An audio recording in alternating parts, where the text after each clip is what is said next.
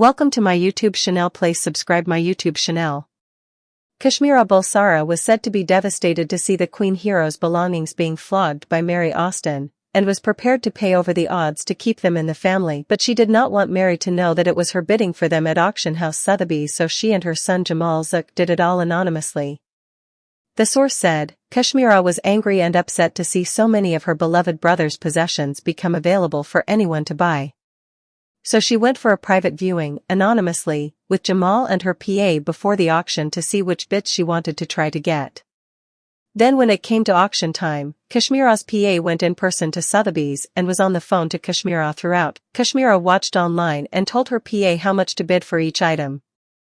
They had set aside a huge budget, so were actually very happy with the final figure laid out, despite paying well over the estimated price for each one. Of course, Kashmira appreciates how adored Freddie was across the world, but she was saddened to think of some of his sentimental belongings not being with his loved ones.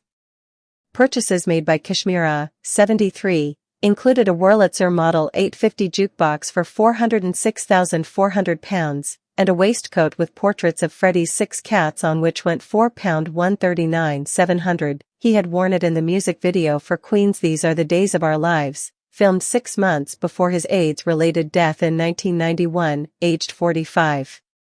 A military-style jacket made for Freddie's 39th birthday was Kashmira's most expensive purchase. At £457,200 she also bought 8 pages of draft lyrics of Queen's 1974 hit Killer Queen for £279,400.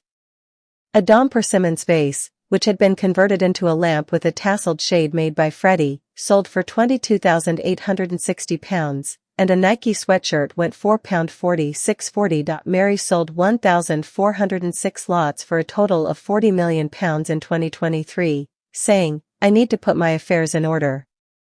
The total estimate prior to the sale, called FREDDIE Mercury, A World of His Own, was up to £11.3 million. Some 140,000 visitors attended a pre-sales exhibition, with 41,800 bids across 6 sessions and buyers from more than 50 different countries. Mary donated some of the proceeds to the Mercury Phoenix Trust, an AIDS charity set up by Freddie's Queen bandmates and their manager Jim Beach, and the Elton John AIDS Foundation. She had said, "The time has come for me to take the difficult decision to close this very special chapter in my life. I decided that it wouldn't be appropriate for me to keep things back. If I was going to sell, I had to be brave and sell the lot."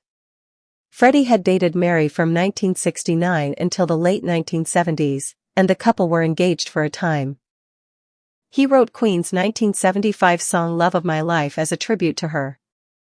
Their relationship ended after Freddie eventually came out to her as gay, but they remained close friends until his death.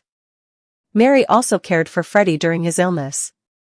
The singer left Mary half of his estate in his will, as well as his Garden Lodge mansion in Kensington, West London, which she also put on the market last year for £30 million. It has not yet sold. Freddie, born Farrokh Bulsara, also enjoyed a close relationship with Kashmira. She spoke about his death in 2021 documentary FREDDIE Mercury, The Final Act. A representative for Kashmira said they had no comment to make on the auction. Mary could not be reached for comment yesterday. The auction house said, Sotheby's does not, as a matter of policy, comment on its clients or their purchases without express permission from those involved.